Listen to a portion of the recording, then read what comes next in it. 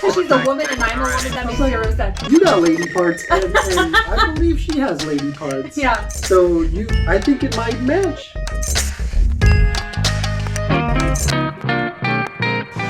We wanted to put a quick video together about some of our favorite books, but also some of our favorite books that we kept on our bookshelves, which is a unique difference because some books we like and we get rid of.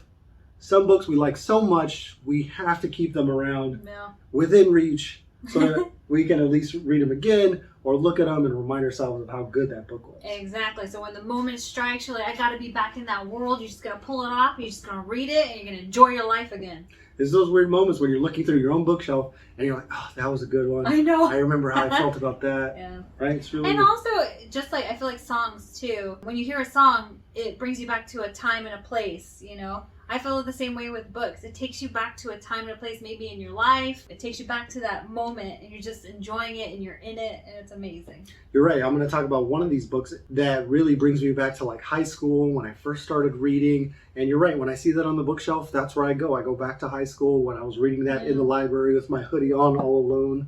And that's why I don't get how people aren't interested in reading. Like there's those people who don't like to read. One, that's crazy. And two, I'm like, there's so much to offer in all these books and all these stories to get into the mind of a writer and to see how imaginative other people can be and how these worlds they create. It's fantastic. And there's no excuse for people to not like reading, period.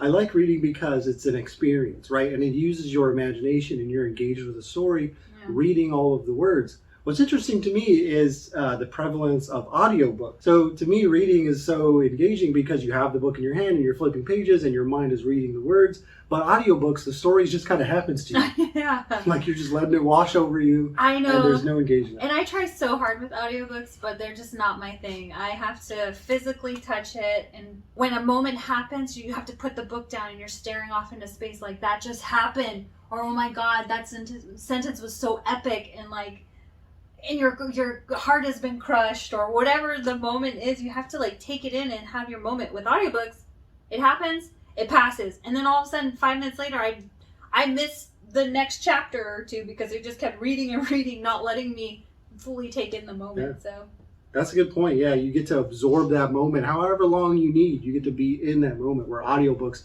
it just washes by you like you're just driving on the highway and the lines are going by you. You know what I mean? It just keeps going. That's and that moment was way back then. Yeah, there you go. So anyways, these are physical books that we read. And then Retha's going to go after the first one. Take it away. This first one, I read it because someone had recommended it to me a few years ago. And it's amazing. The Alchemist, cannot pronounce the author's name though. It's about this young guy who goes on a journey to fulfill his life's purpose, to do what he was meant to do in life. Is it about alchemy? There is an alchemist in there and helps him on his journey. So it's not, he's not an alchemist. No, he's not an alchemist, yeah. So there's just one scene of a dude that does alchemy?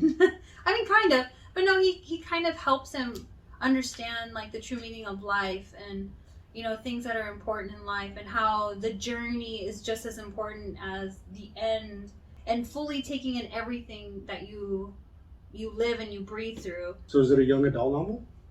I would say so. So I think there's going to be strong comparisons, or there should be no comparisons between our two books. No, totally I chose a lot of like science fiction-y books. And I got a couple. Okay, good. Yeah, I got a few. So the one I suggest is The Forever War by Joe Haldeman. Very good. It's a science fiction, I guess they call them like space marine type books, where it does get into a lot of action. But it's really about these soldiers go off to a far off place in space to fight a war, and time moves a lot faster on Earth than it does for them. So by the time they get back from this war, like hundreds of years have passed. Oh my gosh. So now they come back from the war and he has to deal like with integrating back into society, and it really speaks to how the soldiers in Vietnam felt when they came back from war. It takes that to like a next level. Yeah, I was just gonna say that really sounds familiar with all the, you know, soldiers coming back from war and having, or even, you know, people who've been in jail for many, many years, 30, 40, 50 years, and then they come back. Shawshank Redemption, that old dude that got out and was like, I gotta kill myself because this life is not what I know it to be. I've been this one person for 50 years in this jail, and now I'm nobody when I come out here. I'm no one special. Nobody knows me. No one cares. Brooks. There you go. Yep. Yeah. So, yeah, that sounds awesome. I would totally read that. Yeah, it's really good. It's very sci-fi action adventure, All right. but it has a really good moral to the story, I guess. Okay. So my next one is Kindred by Octavia E. Butler. And it's a sci-fi. Oh, really? It looks like a romance novel. So it is an African-American author. She's a science fiction author. She's amazing. And this story I could not put down. I literally read this in one night because it was that good. I read it when I was like, I don't know, 20 or something. And Your younger years when you were still like into romance and love still exactly. existed. It's super cool. It's basically about this woman who is transported back in time to slavery times, and she meets her... Wait, she's transported from when to slavery times?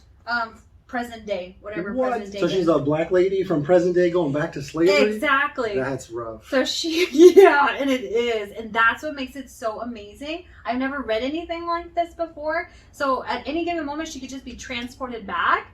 And the plantation that she gets transported back to is actually owned by her great-great-grandfather. But she didn't know that at the time because he was a young boy. And so it's just about that story and about how she was feeling coming back to her present time, going back to the past, and just the conflicts with that. It's just, and So she's married in present time. So her husband's like, how can I keep you here? And from... Oh, like, so she keeps going back and forth?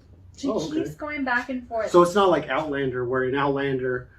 she goes and she stays there. She has to make an effort to come back to the modern times. Yeah. This one, she's going back and forth. Yes. And it's so amazing. I could not put it down. These are the books that I like to read. The ones I have to stay up and read. I can't eat. I can't sleep. I can't think about anything else. You lost 5 pounds. Yeah. Now I have kids and I'm married. So, it's harder to do that with these types of books. This one, it's a go-to. You got to do it. So the next one I have is another sci-fi. Oh, it's another sci-fi one where it's a time travel one. There you go. The Time Machine by H.G. Wells. It's a classic. I'm sure that some of you probably read it in either high school or college, or somebody recommended it to you. I'm recommending it to you again because it's very good. It's also very short. Yeah. So you can get through it pretty quickly. It's about a man, like in Victorian times, that he invents a time machine to go back and save his wife, I believe, because his wife is sick. I read it a long time ago. But instead goes way into the future. Humanity, I believe, has evolved into 2 different races now. One that's like dwelling underground, and some like dwarf-looking people, if I can remember right, that live above ground, and they're all nice. But the people underground come up and eat the little nice dwarves, and this guy's got to like help them out. It's very short. It's very well written by classic sci-fi author H.G. Wells. So my next one, I actually haven't even finished this one yet. And it is epic. The Water Dancer by Ta-Nehisi Coates. And he is fantastic. Okay? But how do you know if you haven't finished it yet? So maybe hear at me the out. end he just takes a big crap and it just... No. Hear me out. I bought it for the Kindle version. And I needed to have it in my grasp. I needed to touch it. We were talking earlier about audiobooks and visual books. Because it's that good. I was like, this is something I need to have on my shelf and I can just look at and stare at and just think about and pull it down whenever I want to read it. Because it's that amazing. It's so beautifully written. It's like every sentence was almost like destined to be written. It's like the strangest thing to read it. It's really beautiful. And so it goes back to like slavery times as well. He's an African-American author, and he's actually been writing to oh gosh, what is it? Is it Black Panther or no? He's a screenwriter for Black Panther? No, Black Panther. No, comic book writer. I think he just did a comic too.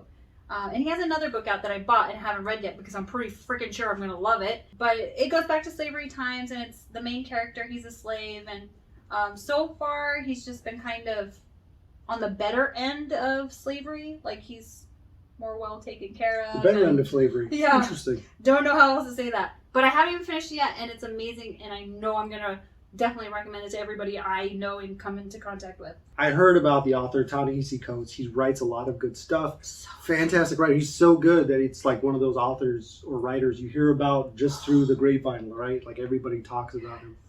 So it's on my to-be read list. Oh my god! Honestly, his writing is like, it's stupid. It's so crazy. It's so It's crazy. stupid, crazy good. It's stupid, crazy, amazing. All right, so my next your book next one. is by John Scalzi, Old Man's War. And with this book, you'll sense a theme with my books. Okay? It's not like award-winning novels like you've been reading. Mine are mostly sci-fi, military, adventure novels. This one is from John Scalzi, Old Man's War. And now that I think about it, it's a lot similar to Forever War.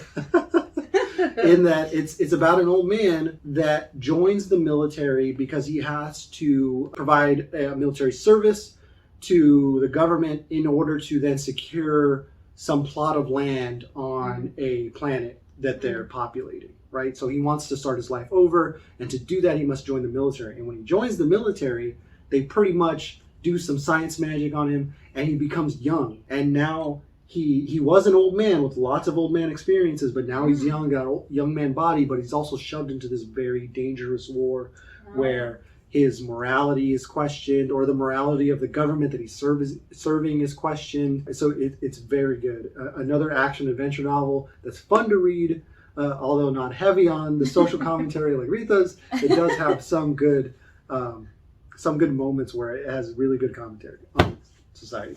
I think that you just have a very specific, Preference for books, and that's okay, right? Hey, you gotta type, and that's all right. My next one is another one I haven't even finished reading yet. How are you recommending these books? You don't even finish them. I swear to God. What if at the very end the author's like, and then Deus Ex Machina, and something happens and then it's all erased? Or what if at the end of World of Wonders he types, and then she woke up from the dream? Oh my gosh, it's gonna be like so crazy. You don't know. No. Her writing also, it's more of like a poetic type of writing. She kind of reminisces back to her childhood. She's of Asian descent. Her family came here and they're like doctors. Her mother and father, they're doctors. And her sister, they grew up in like East Coast somewhere. Is it nonfiction or fiction? It's fiction. Wait. No. What? Fiction, Wait, fiction is fake. Right. Non-fiction So is not fake. Okay, so it's not fiction. Because it's based on her life. Okay. So It's anyway. a memoir or biography? I mean, she never really says it's a memoir. Okay. Non-fiction, sort of a memoir. Okay. Yeah. It's kind of just like she references back to times in her life when she was a child and how she connects to the experiences she had with like animals and plants and the seasons and so many things, and connecting it to feelings and beautiful memories of her life with her family and places that they grew up. And boring. Yeah, it was really amazing. It I definitely was with you with Water Dancer, but this one sounds no, this rough. is so beautiful. It's insane. Like every single page I have to just close the book and be like, oh my God. That was amazing. It was amazing. I can handle to that much read. emotion in my books. I'm a woman. I'm full of emotions. Every few and I enjoy pages, somebody emotion. has to get blasted.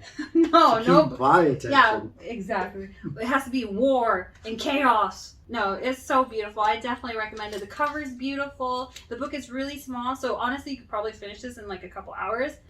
So my next book, again, sticking with my theme and in complete contrast to hers, I have On Basilisk Station by David Weber. It's a space adventure, military action adventure novel where it relies heavily on describing space combat between spaceships. So if you like military procedural type books, this is very good. But it has a very compelling protagonist in Honor Harrington that goes through a huge evolution of character from the first book to like the 10th book that's in the series. And I also read this one in high school. So, my 16-year-old self, 17-year-old self is recommending this book to you. It's very good. It's very action-oriented. Again, the type of book that I like. I don't know if it has a lot of social commentary like yours does, but it was fun to read.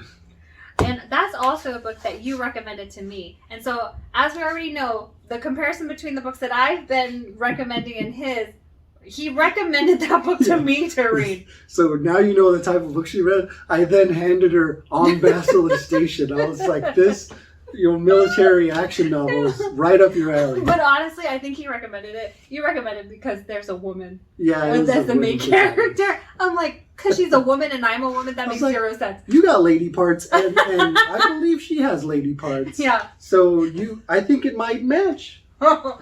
They go together. No, that did not work out. I did try to read it. It's just, as you can see, the difference of our, taste and stuff just wasn't for me. It does look interesting. I was kind of excited because there's like what is that? It's a cat. So she always has this cat on her shoulder that he can't read minds, he can read emotions. So he connects her mind to other people's minds and she can feel their emotions. So she can feel like if somebody's stressed, maybe that might be lying. She can feel the emotions of everybody around her, which it doesn't bode well for a woman that's very sensitive, right? Because if you walk into a room and then everybody's attention's on you and then you feel the tension rise, it makes for some interesting situations, especially when she starts to fall in love. Look, believe me, I don't really like romance. But the type of romance in this book is interesting because she gets that emotional connection with her romantic partners, and I believe some of them die, and those kind of connections are shattering to a woman that can have like very deep connection, emotional connection to those people. Right. Oh, that sounds interesting. Maybe I'll give it a shot. I'll give it a shot. Through all the other books. Like I already told you, there's 2 books I'm recommending I haven't finished yet. Okay, so my next one, it looks big, but I swear it's not the whole book. This one I just had to throw in there. It's just a short story by Ray Bradbury. It's called The Whole Town's Sleeping. It is amazing. It's probably only like 10, 15 pages long. It is so scary. It was the first story that I ever read that was like scary. Like haunting. Like thrilling, I think. Is it scary stories? So, no, because he's like a science fiction writer and stuff. So it's basically about this young person who lives in this small town where some murders were happening. And it was getting late at night and they were at like an event or something. And as she's going home, she's walking home with a friend. And then the friend gets dropped off at her house. And then as she's walking to her home, which is just a few yards away, she starts feeling like, with everything happening in the town, it's kind of going into her mind, like, ooh, that's a little scary. And she starts to get creeped out, and she starts to have like this looming feeling of just panic and like fear. And she runs into her home. She opens her door, closes it, locks it, and she's, huffing and puffing on the door, like so scared for her life because there's a murder on the loose. And she's thinking, oh, I'm in my house and I'm safe, but you gotta read it. Because I can't tell you what happens next because it's so scary. Oh my god. And then it just cuts off too. Oh my god. I think I had nightmares after that for like a couple days. I didn't read this collection of short stories by Ray Bradbury. I read a different collection of short stories, and Ray Bradbury knows how to tell stories. Yes. That man can write. So you're right, like a simple story like this of a woman feeling fear, not anything like visual or tangible, but he can still write in a way that's just so engaging and interesting and makes you feel it. I had dread in my soul, and she was simply walking home. This guy just creates all kinds of fantastic literature. Yeah. Very good author. In contrast to that, Oh god. again, I didn't plan this. It's not like I planned to have such a deep contrast between all these books.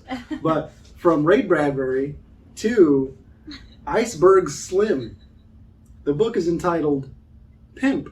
Pimp. It is a memoir of a pimp, I believe in like the 1940s and 50s. What? That is explaining his life from childhood into young adulthood, into adulthood, and even into being an old man at the very end. And then he's explaining basically how to be a pimp, not as an instructional manual, but as a life lesson, because he does some very degrading things to women, and he's pretty much a scumbag, and he admits it. But it's this wild, I guess, character evolution from a young man that's physically abused as a child, sexually abused as a child, and then grows up in an environment where he basically has nothing left. And the people in his life are basically encouraging him to do bad things, essentially. Right. And so he wants to be the best that he can be at whatever he can be, and a pimp is what it is. And it's interesting in how he controls people and the women that he controls, and seeing the power dynamic between them and the emotional control he has over these women. A lot of these women are also abused. They're also addicted to drugs. And how you get them to do what you want is probably the most interesting aspect of this. And then just reading all of the different stories from a life that is so different from my own, at the very least, was very interesting. Don't be a pimp. Did you pick 6 books? I thought we were doing 5. Okay, so like I said, 5 books, but then the 1 short story. So my last pick is Deevolution, or how do you say it? I say Deevolution. But it's Deevolution by Max Brooks. We've actually both...